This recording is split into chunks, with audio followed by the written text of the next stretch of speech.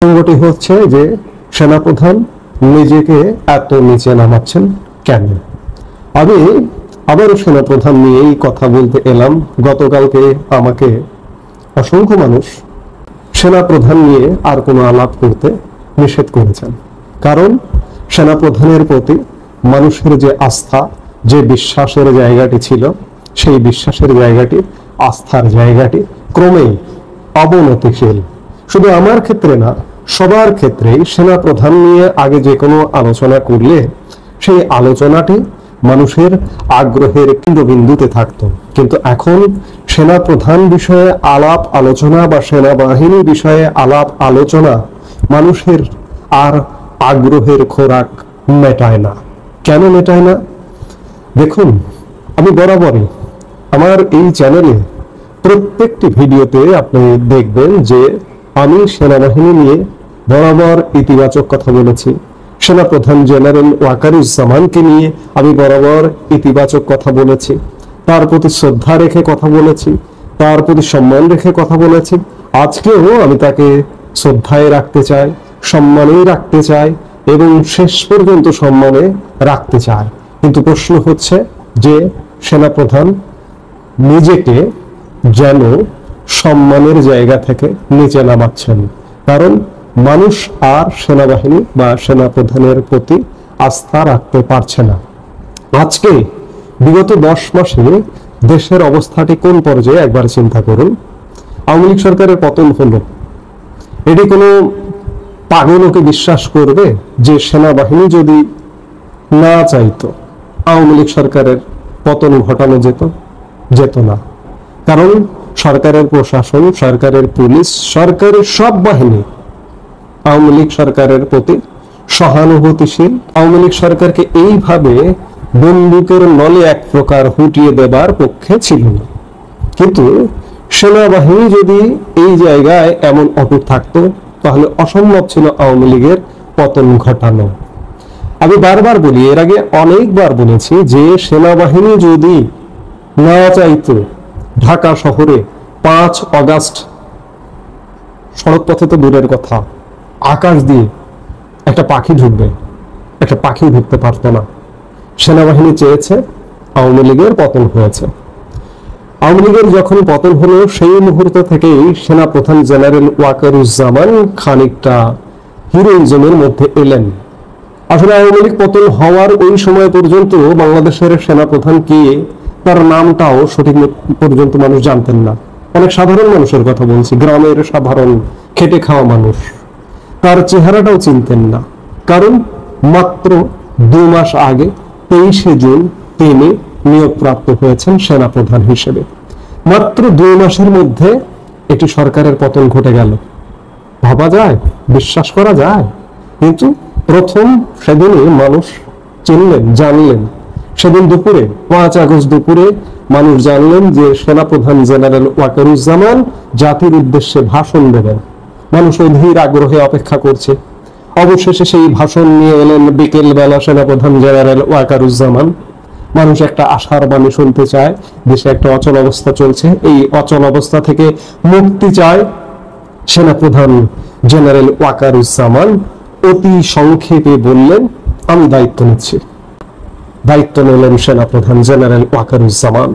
3 দিন দেশ সরকারবিহীন চলল, সীমাহীন মবের রাজত্ব চলল সেই বাংলাদেশে 5 থেকে 8 অগাস্ট পর্যন্ত। 8 অগাস্ট একটি অন্তর্বর্তীকালীন সরকার গঠিত হলো ডক্টর মোহাম্মদ ইউনূসের নেতৃত্বে। 8 অগাস্ট 2024 থেকে আজ পর্যন্ত এই যে সরকারটি গঠিত হয়েছে, এটি গঠিত হয়েছে কার বদান্যতায়, কার কথায়? সেনাপ্রধান জেনারেল ওয়াকারুজ্জামানের কথায়। বাংলাদেশের মানুষ বিশ্বাস করেছিল সেনাপ্রধান জেনারেল ওয়াকারুজ্জামানকে। তিনি দায়িত্ব নিয়েছেন, নিয়ে কিছু মানুষকে দিয়ে সরকার গঠন করে দিয়েছেন। মানুষের প্রত্যাশা ছিল যে এই সরকারটি বাংলাদেশের অচল অবস্থা কাটিয়ে একটি স্বাভাবিক অবস্থায় ফিরিয়ে নিয়ে যাবে এবং সেই জায়গা থেকে একটি নির্বাচন হবে, নির্বাচন হয়ে নির্বাচিত সরকার ক্ষমতায় আসবে। কিন্তু কিসের কি? আজকে যে কারণে আওয়ামী লীগের পতন ঘটানো হলো, সেই কারণের চেয়ে ভয়াবহ কারণ বাংলাদেশে ঘটছে। আওয়ামী লীগের সময় কোথাও মব দেখেছেন? আওয়ামী লীগের সময় মানুষ দিনে দুপুরে কেন মধ্যরাতে নির্বিঘ্নে সারা বাংলাদেশ টেকনাফ থেকে তেতুলিয়া চলাফেরা করেছে। আজকে আপনি একজন কৌতূহলী দেশের নাগরিক হিসেবে আপনি যদি রাজধানী ঢাকার মানুষ হয়ে থাকেন, একটু খেয়াল করে দেখবেন যে রাতে যে সব গাড়ি ছাড়ে, সড়ক পথে যে সমস্ত গাড়ি ছাড়ে, আপনি রাতে যে নাইট কোচ যেগুলোকে বলা হয়, আপনি একটু দয়া করে রাত 10টা 11টার সময় সেসব কাউন্টারে গিয়ে একটু ভিজিট করে দেখবেন তো। মানুষ রাতে আর জার্নি করে না, জার্নি করতে চায় না। কেন চায় না? আজকে আওয়ামী লীগ সরকারের আমলে যে বাংলাদেশটি ছিল সেই বাংলাদেশটি নেই। মানুষ আজ ভীত, সন্ত্রস্ত, এমন নানা ক্ষেত্রে নানা অচল অবস্থা সারা বাংলাদেশে। এবং অচল অবস্থা যখনই ঘটে তখনই মানুষ অধীর আগ্রহে থাকে যে সেনাপ্রধান জেনারেল ওয়াকারুজ্জামান দায়িত্ব নিয়েছিলেন আমাদের, নিশ্চয়ই তিনি দায়িত্ব পালন করবেন। কিন্তু বারবার মানুষ আশাহত হয়েছেন, মানুষ হতাশ হয়েছেন এবং সেনাপ্রধান জেনারেল ওয়াকারুজ্জামানের প্রতি মানুষের যে আস্থা ছিল, বিশ্বাস ছিল, সেই আস্থা বিশ্বাসে চিড় ধরেছে। সেনাপ্রধান জেনারেল ওয়াকারুজ্জামান 5 আগস্ট যদি নিজে ক্ষমতা নিতেন, নিজে সামরিক আইন জারি করে ক্ষমতা গ্রহণ করতেন চিফ মার্শাল ল অ্যাডমিনিস্ট্রেটর হিসেবে, আমাদের বাংলাদেশে অতীতে যেভাবে জিয়াউর রহমান, যেভাবে হোসেন মোহাম্মদ এরশাদ ক্ষমতা নিয়েছিলেন, দায়িত্ব নিয়েছিলেন, সেভাবে যদি দায়িত্ব নিতেন তাহলে বাংলাদেশের মানুষ তাকে সাধুবাদ জানাতো। ভেবে নিলাম যে তখন তিনি দায়িত্ব নেননি, তার 2 মাস পরে যদি দায়িত্ব নিতেন মানুষ সাধুবাদ জানাতেন, 3 মাস পরে দায়িত্ব নিতেন সাধুবাদ জানাতেন, মানুষ 5 মাস পরে দায়িত্ব নিলেও সাধুবাদ জানাতেন। শেষ পর্যন্ত এখনো বলছি, এখনো পর্যন্ত যদি সেনাপ্রধান জেনারেল ওয়াকারুজ্জামান নিজেকে সিএমএলএ হিসেবে ঘোষণা করে যদি দায়িত্ব নেন, মানুষ স্বাগত জানাবেন। কেন? সেনা শাসন তো কোনো দেশের জন্য, কোনো জাতির জন্য মঙ্গলজনক নয়। পৃথিবীর দেশে দেশে সেনা শাসনের উদাহরণ আছে, কিন্তু মানুষ কখন সেনা শাসন প্রত্যাশা করে? যখন মানুষ অসহায় হয়ে যায়, বারবার যখন আর কোনো পথ থাকে না, তখন মানুষ প্রত্যাশা করে সেনা শাসন হলেও যেন আমাদেরকে বাঁচিয়ে রাখে। কিন্তু সব আশায় গুড়ে পানি। সেনাপ্রধান জেনারেল ওয়াকারুজ্জামান দায়িত্ব নিচ্ছেন না। আমরা প্রথমত তাকে নির্মোহ হিসেবে ভাবতে পারি যে তিনি লোভহীন, লালসাহীন, ক্ষমতা লোভী নন। অতীতে আমাদের সামরিক শাসকরা যেভাবে ক্ষমতা লোভী হয়ে ক্ষমতার কেন্দ্রে এসেছেন, তিনি হয়তো তেমনটা নয়। কিন্তু তারও তো এই বাংলাদেশকে বাঁচানোর দায়িত্ব আছে, দেশের স্বাধীনতা সার্বভৌমত্ব রক্ষার দায়িত্ব আছে। আজকে যদি বাংলাদেশে একটি দুর্বল শাসন কাঠামো জেঁকে বসে, তাহলে কি হতে পারে? আমাদের স্বাধীনতা সার্বভৌমত্ব কিন্তু বিপন্ন হতে পারে।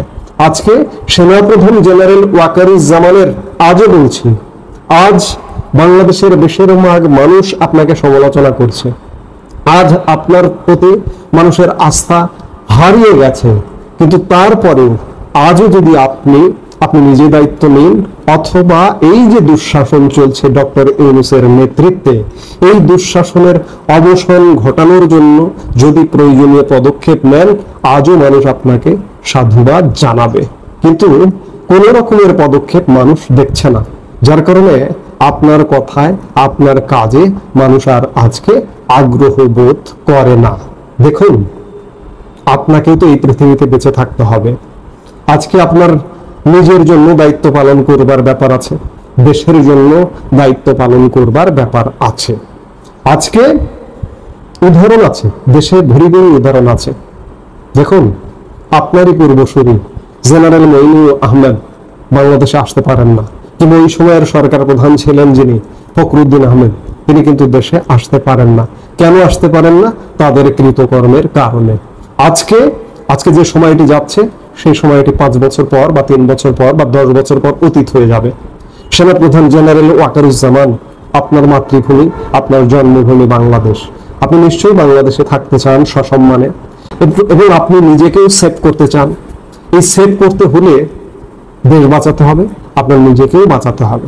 দেখুন, আমরা বেশ কিছুদিন যাবত আপনার বিরুদ্ধে বিরোধিতা করা দেখছি একটি গোষ্ঠীর, যারা বিগত আওয়ামী লীগ সরকার পতনে কাজ করেছে।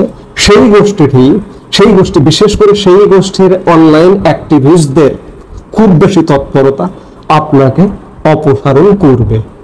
ধরুন যারা এই সরকারের পক্ষে বা বর্তমান ব্যবস্থার পক্ষে, বর্তমান ব্যবস্থাটা চায়, তারা আপনার অপসারণ চায়, কিন্তু বিগত সরকারের সমর্থক যারা, তারা কিন্তু আপনার পক্ষে ছিল। কিন্তু আজকে অবস্থাটা এমন দাঁড়িয়ে গেছে, আপনাকে, এটি আমার মুখের কথা না, আমি মুখের কথাটা আপনাকে পৌঁছিয়ে দিচ্ছি, যে আপনাকে মির্জাফর হিসেবে তারা গণ্য করছে, তারা বলছে, তারা কাউন্ট করছে। আমার কিন্তু আপনার প্রতি শ্রদ্ধা সম্মান আছে। আমি বিভিন্ন ভিডিওতে আপনার প্রশংসা করেছি, সেনাবাহিনীর প্রশংসা করেছি। সেনাবাহিনীর প্রশংসা করতে হবে, কারণ সেনাবাহিনী আমাদের একটি সাংবিধানিক সংস্থা। সেনাপ্রধান দেশের আইন অনুযায়ী নিয়োজিত একজন ব্যক্তিত্ব বা একটি পদ, সেই জায়গায় আপনাকে শ্রদ্ধা করতে হবে। কিন্তু দেশের মানুষ ক্ষুব্ধ হয়ে আজকে আপনাকে মির্জাফরের ভূমিকায় কল্পনা করছে। এটি নিশ্চয়ই আপনার জন্য ভালো নয়। আপনার পক্ষে সমর্থন আজও আছে, শুধু বলছি যে আজকেই আপনি একটু অ্যাটেম্প নেন। আপনার মার্শাল অ্যাডমিনিস্ট্রেটর হওয়া লাগবে না। অন্ততপক্ষে এই যে বর্তমান যে ব্যবস্থাটি চলছে, যে ব্যাপক অনিয়ম চলছে, অন্যায় চলছে, অত্যাচার চলছে, এগুলোর বিরুদ্ধে রুখে দাঁড়ান। এই মুহূর্তে একটা মধ্য অবস্থা বিরাজ করছে। মধ্য অবস্থা এই জন্যই বলছি যে একটি নির্বাচন হতে হবে দেশে নিশ্চয়ই। আগামী নির্বাচন কি আদৌ এই যে বর্তমান যে বিদ্যমান ব্যবস্থাটি আছে, এই ব্যবস্থা দিয়ে কি নির্বাচন করা সম্ভব? অসম্ভব। কারণ দেশের স্বাভাবিক জীবনযাপন, স্বাভাবিক জীবনযাত্রায় বহন করে চলা যায় না, সেখানে নির্বাচন। আমি আগেই বলেছি, নির্বাচন মানে একটা বিশাল প্রস্তুতির ব্যাপার। আজকে যে সরকারটি দায়িত্ব পালন করছে, এই সরকারটি কিভাবে নির্বাচন করবে আমার মাথায় তো ঢোকে না। নির্বাচন তো হবে না। আরেকটি বিষয়, যে সবার সমান সুযোগ, ইতিমধ্যেই বাংলাদেশের প্রায় 50% মানুষের সুযোগ রহিত করা হয়েছে, রদ করা হয়েছে। এই যে দেখুন, আজকে বিগত ক্ষমতায় ছিল যে দলটি আওয়ামী লীগের কার্যক্রম নিষিদ্ধ করা হয়েছে একটি নির্বাহী আদেশের মাধ্যমে। এর ফলে কি হয়েছে? দেশের অর্ধেক মানুষের কণ্ঠ রোধ করা হয়েছে। আজকে কাদের কণ্ঠ চালু আছে? তাদের, ধরুন বিএনপি, জামাত, এছাড়া অন্যান্য যেসব দল, সেসব দলের তো প্রতিনিধিত্বই থাকে না, কখনো সংসদে প্রতিনিধিত্বই নেই। বিএনপি এবং জামাতের যদি কণ্ঠ সরব থাকতে পারে, বিএনপি জামাত যদি নির্বাচনে অংশগ্রহণ করতে পারে, তাহলে আওয়ামী লীগ কেন পারবে না? বিএনপি জামাত অতীতে ক্ষমতায় ছিল না, তাদের কোনো দোষ নেই। আজকে 54 বছরের ধরে নিলাম যে আওয়ামী লীগ ক্ষমতায় ছিল কত বছর? সব মিলিয়ে 24 বছর। বাকি 30 বছর কারা ক্ষমতায় ছিল? তারা কি বাংলাদেশে কোনো দোষ করেনি, কোনো অপরাধ করেনি? বিএনপি অপরাধ করেনি, জামাত অপরাধ করেনি? যদি বিএনপি জামাত অপরাধ করে থাকে, জামাতের তো যুদ্ধাপরাধী সবচেয়ে বড় অপরাধ। তারা যদি অপরাধ করে থাকে, তারা যদি মার্জনা পেতে পারে, তারা যদি দাপিয়ে বেড়াতে পারে, তারা যদি নির্বাচনে অংশ নিতে পারে, তাহলে আওয়ামী লীগের জন্য লেভেল প্লেইং ফিল্ড কেন হবে না? আওয়ামী লীগের নির্বাচনে অংশগ্রহণের এবং আওয়ামী লীগের রাজনৈতিক কার্যক্রম পরিচালনা করা, আওয়ামী লীগ দল হিসেবে স্বাভাবিক পরিবেশে ঘোরাফেরা করা, স্বাভাবিক জীবনযাপন করা আওয়ামী লীগ নেতা কর্মীদের কেন হবে না? এর দায়ও জেনারেল ওয়াকারুজ্জামান আপনারই নিতে হবে, অন্য কিচ্ছু নয়। এই মুহূর্তে যেটি প্রয়োজন সেটি হচ্ছে দেশের আইন শৃঙ্খলা স্বাভাবিক রাখা, মব বন্ধ করা এবং দেশের রাজনৈতিক পরিবেশটা স্বাভাবিক রাখা। সব দল যেন সমান সুযোগ পায়। যেমন একটি নির্বাহী আদেশের মাধ্যমে আওয়ামী লীগের কার্যক্রম নিষিদ্ধ করা হয়েছে, এটি উইথড্র করা একান্ত জরুরি। নইলে আওয়ামী লীগকে বাদ দিয়ে আগামীর বাংলাদেশে যদি নির্বাচনের দিকে যান কিংবা নির্বাচন করেন, সেই নির্বাচনটি আসলে সারা পৃথিবীতে গ্রহণযোগ্য হবে না, বাংলাদেশের প্রতি সারা পৃথিবী আস্থাশীল হবে না। সেই জায়গা থেকে এই জায়গাগুলোতে জেনারেল ওয়াকারুজ্জামান আপনার কাজ করবার যথেষ্ট সময় আছে। নিজেকে সেভ করুন, বাংলাদেশকে সেভ করুন। আজকে যারা ষড়যন্ত্র করে যে আপনাকে সরিয়ে দেবে, তারা সরিয়ে দিতে সফল হবে। কারণ সর্বস্তরে আজকে আওয়ামী লীগ বিরোধী গোষ্ঠী, আওয়ামী লীগ পক্ষের গোষ্ঠী সবাই সেনাপ্রধান জেনারেল ওয়াকারুজ্জামান আপনার বিরুদ্ধে ফুঁসছে। আপনার বিরুদ্ধে ফুঁসে ওঠা বা আপনার প্রতি রাগ, আপনার প্রতি ক্ষোভ প্রকাশ করা আপনার কিচ্ছু যায় আসে না, কারণ আপনি একটি আইনের অধীনে 3 বছরের জন্য নিয়োগপ্রাপ্ত একটি পদধারী। কাজেই আপনি নির্বাচনও করবেন না, কিন্তু একটা স্বাভাবিক, একটা মানবিক একটা বোধ বলে তো কিছু আছে। আজকে ষড়যন্ত্র হচ্ছে আপনাকে সরিয়ে দেওয়ার, এবং আজকে ষড়যন্ত্র হচ্ছে দেশকে নানাভাবে ধ্বংস করবার। এই আপনাকে নিজেকে সেভ করা এবং দেশকে বাঁচানোটা এই মুহূর্তে আপনার দায়িত্ব। আজকে আপনি যে মুহূর্তে ইউটার্ন করবেন, সেই মুহূর্তে দেশের মানুষ যে পরিমাণ ক্ষুব্ধ হচ্ছে, সেই পরিমাণ আপনার প্রতি আবার খুশি হয়ে উঠবে। কাজেই আমি আগাগোড়াই আপনার প্রতি শ্রদ্ধা সম্মান রেখে বলেছি, আবারও বলছি যে সময় কিন্তু ফুরিয়ে যায়নি, এখনো সময় আছে, এখনো এই দেশকে আপনি বাঁচাতে পারেন। এছাড়া বাঁচার আর কোনো পথ আমি দেখছি না। আগে আমি একাধিকবার বলেছি, আবারও বলছি, বারবার বলছি যে সেনাবাহিনী, সেনাপ্রধান জেনারেল ওয়াকারুজ্জামানই দেশকে বাঁচাতে পারে, এই মব রাজ্য থেকে দেশকে একটা স্বাভাবিক বাংলাদেশে নিয়ে যেতে। কাজেই আমরা আশা করব সেনাপ্রধান জেনারেল ওয়াকারুজ্জামান, আমরা শেষ আশাটা জাগিয়ে রাখতে চাই, জেনারেল ওয়াকারুজ্জামান অন্ততপক্ষে বাংলাদেশের পাশে দাঁড়াবেন এবং তিনি তার নিজেরও পাশে দাঁড়াবেন, নিজেরও সুরক্ষা দেবেন। এই মুহূর্তে এ পর্যন্ত, সবাই ভালো থাকুন, সুস্থ থাকুন। আমাদের ভিডিওগুলো নিয়মিত পেতে সাবস্ক্রাইব করুন Sajjad Qadir and the legends YouTube channel এবং লাইক, কমেন্ট, শেয়ার করে সাথে থাকুন।